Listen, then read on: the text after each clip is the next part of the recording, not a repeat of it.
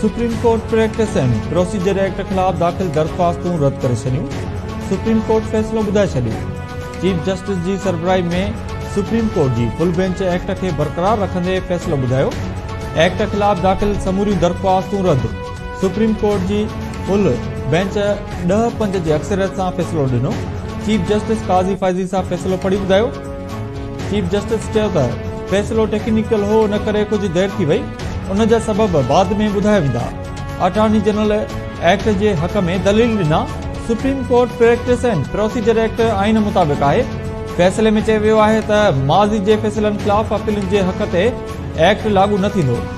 फ़ैसिले जी मुखालफ़त कंदड़ जजिस में justice Ijazul Hassan, justice Munib Akhtar, justice Ayesha Malik, justice Shahid Waheed ऐं जस्टिस मुज़ाहिर नक़वी शामिल।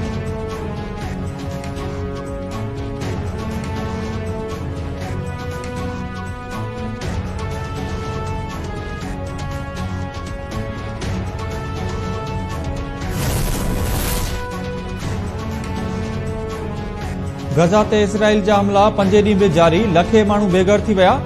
इसराइल जो हमास जे अल-क़साम ब्रिगेड जे सरबराह जे घर ते हमलो। कमांडर मोहम्मद अल-ज़ैफ जो भाउ, पीउ, भाइटियो ऐं पोटो शहीद थी विया। फ़लस्तीनी शहीदनि जो अंगु 900 खां वधी वियो। 3,500 खां वधीक ज़ख़्मी। हमास जे हमलनि में मारिजी वियल इसराइलियुनि जो अंगु 1200 खां वधी वियो। 3000 खां वधीक ज़ख़्मी। हमास चयो आहे त जंग जे ख़ात्मे ताईं इसराइल सां ॻाल्हियूं न थींदियूं।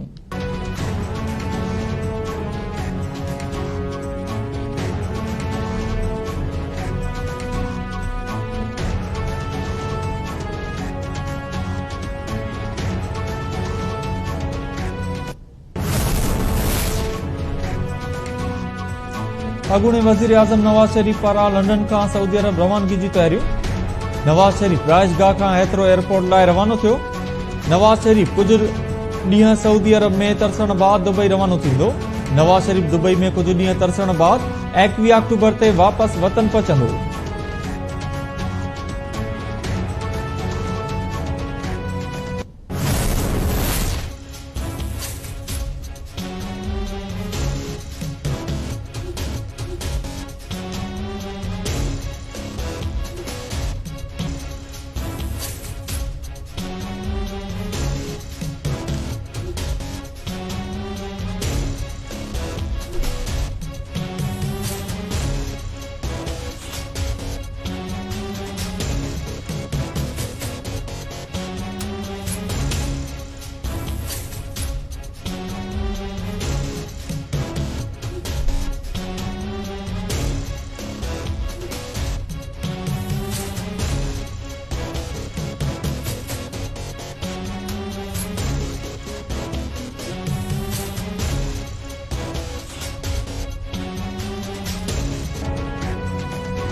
शिकारपुर पुलिस धाड़ेलनि अॾो बेवस बणियल। खानपुर वेझो धाड़ेलनि जो कोट शाहू थाणे ते हमलो। SHO समेत 5 अलकारा हथियारबंदनि समेत अगवा। धाड़ेल SHO महबूब बिरोही संदसि पुट मोहम्मद अली, वॾे मुंशी नसीम गोपान, अलकार अयाज़ कुंबर ऐं जान मोहम्मद बकराणी खे अगवा करे कचे तरफ़ खणी विया। पुलिस कचे तरफ़ ईंदड़ वेंदड़ रस्ता बि बंदि करे छॾिया। कंधकोट जे इमाम बख्श लाड़े वटि पुलिस चौकी ते हथियारबंदनि जो हमलो। 2 अलकार ज़ख़्मी, जवाबदार फरार। ज़ख़्मी अलकारनि खे अस्पताल मुंतक़िल कयो वियो।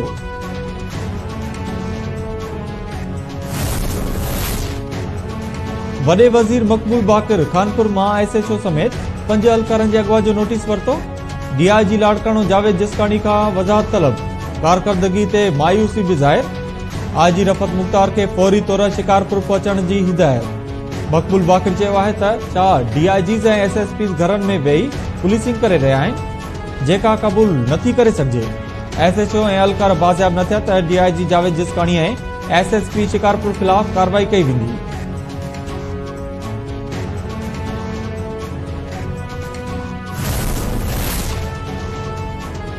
PI जो हर महीने 12 अरब 77 करोड़ रुपया खसारो आहे। PI समेत खसारे में रहंदड़ इदारनि खे खंगाइण घुर्जे। इदारे खे खंगाइण सां बहितरी ईंदी, जंहिं लाइ कमेटी जोड़ी वई आहे। वफ़ाक़ी काबीना जे इजलास बाद प्रेस कॉन्फ्रेंस कंदे निगरान वफ़ाक़ी वज़ीरनि फवाद हसन फवाद ऐं मुर्तज़ा सोलंकी चयो आहे त काबीना तरफ़ां गज़ा ते इसराइली हमलनि जी मज़म्मत कई वई। काबीना मुतालबो कयो त फ़लस्तीन मसइलो गॾियल क़ौमुनि जे ठाराहुनि मूजिबि हल कयो वञे। काबीना सोहेल नासिर जे डिप्टी चेयरमैन नैब तौर मुक़ररी जी मंज़ूरी ॾिनी।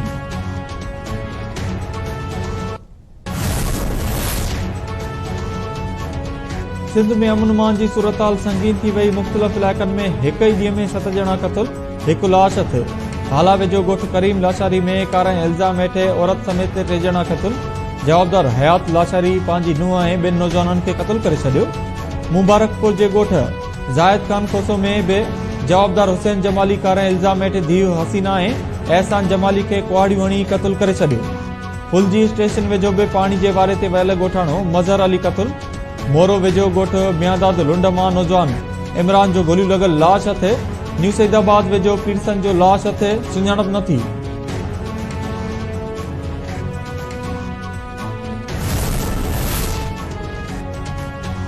पुलिस 59 ॾींहं गुज़रण बावजूद बि शहीद जान मोहम्मद मर जा कातिल गिरफ़्तार न कया। सिंध सरापा एहतजाज बनल। सखर यूनियन ऑफ जर्नलिस्ट पारां प्रेस क्लब आॾो एहतजाजी मुज़ाहिरो करे अलामती बुख हड़ताल कई वई। हैदराबाद यूनियन ऑफ जर्नलिस्ट जे सॾ ते ठटे में कलमधड़नि पारां एहतजाजी मुज़ाहिरो कयो वियो। एहतजाज कंदड़ कलमधड़नि चयो आहे त 59 ॾींहं गुज़रण बावजूद पुलिस शहीद जान मोहम्मद मर जा कातिल ऐं समूरा सहूलियतकार गिरफ़्तार करण में नाकाम थी वई आहे। सिंध जे निगरान हुकूमत बि कातिलनि जी गिरफ़्तारी लाइ कयल वाइदा वफ़ा न आहिनि कया। शहीद जान मोहम्मद मर जे कातिलनि ऐं समूरनि सहूलियतकारनि खे फौरी तौर गिरफ़्तार करे कानून जे कटणे में आणे शहीद जे खून सां इंसाफ़ कयो वञे। कराची जे शाह फैसल कॉलोनी में तामीर थींदड़ इमारत जो हिकु हिसो किरी पियो। 4 ॼणा दॿिजी फौत, 5 ज़ख़्मी। फौतनि जा मड़ ऐं ज़ख़्मियुनि खे अस्पताल मुंतक़िल कयो वियो। कानूनी कार्रवाई बाद फौतनि जा मड़ वारसनि हवाले, ज़ख़्मियुनि जो इलाज जारी।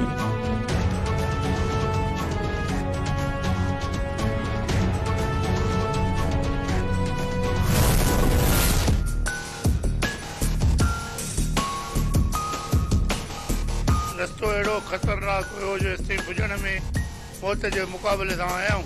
स्विट्ज़रलैंड खे वञी ॾिसो, सॼो मुल्क ढकियो पियो आहे बर्फ़ सां।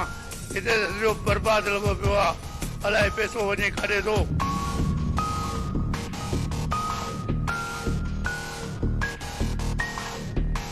रोड रस्ता तमाम ख़तरनाक आहिनि। गाॾी हलण जो रस्तो ई कोन्हे को, भॻल रस्ता आहिनि।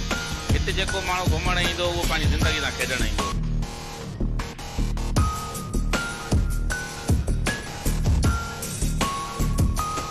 असां आया फर्स्ट टाइम आया त सौदो मां कई आहे दक्षिण मां ॿिए दफ़े साईंदा त कोन जॾहिं उन रस्ते सां आयासीं पए त बिलीव कयो मूंखे पंहिंजा मतिलबु मौत पियो नज़र अचे, छो त रस्ता जेके आहिनि उहे इंतिहाई ख़तरनाक। असां ईअं फील पिया कयूं त मतिलबु असां मौत जे मुंहं में पंहिंजो पाण ई आया आहियूं।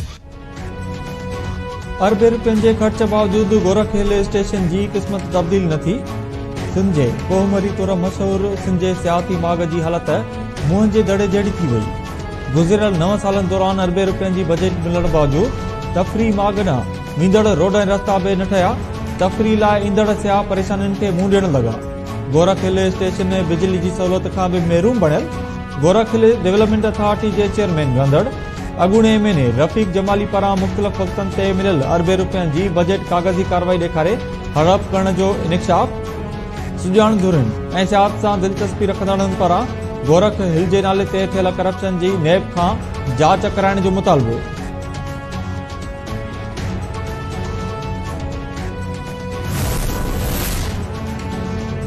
मुल्क में तरसियल गैरकानूनी परॾेहनि जी वापसी लाइ ॾिनल अल्टीमेटम में बाक़ी 20 ॾींहं। सिंध पुलिस गैरकानूनी तौर तरसियल अफगाननि समेत ॿियनि परॾेहनि ख़िलाफ़ का बि कार्रवाई शुरू न कई। कराची, हैदराबाद, सखर, नौशरो फिरोज, जामशोरो, कोटड़ी ऐं ॿियनि शहरनि में पुलिस ख़ामोश तमाशे ई बणियल। कराची जो इलाइक़ो सुराब ॻोठ ऐं कोटड़ी शहर गैरकानूनी परॾेहनि लाइ महफ़ूज़ ठिकाणा बणियल। सिंध जी सुञाण धुरनि गैरकानूनी तौर तरसियल परॾेहनि ख़िलाफ़ क्रैकडाउन जो मुतालबो करे छॾियो।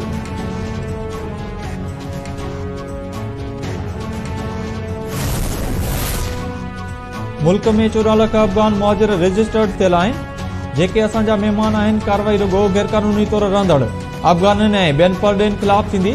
निगरान घरू वज़ीर हारिस नवाज़ चयो आहे त धाड़ेल ख़िलाफ़ ऑपरेशन हली रहियो आहे।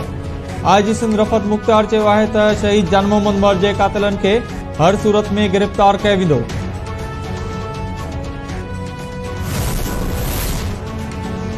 हैदराबाद डेवलपमेंट अथॉरिटी जे मुलाज़िमनि पारां 10 महीननि खां पघारूं न मिलण खिलाफ कम छॾ हड़ताल।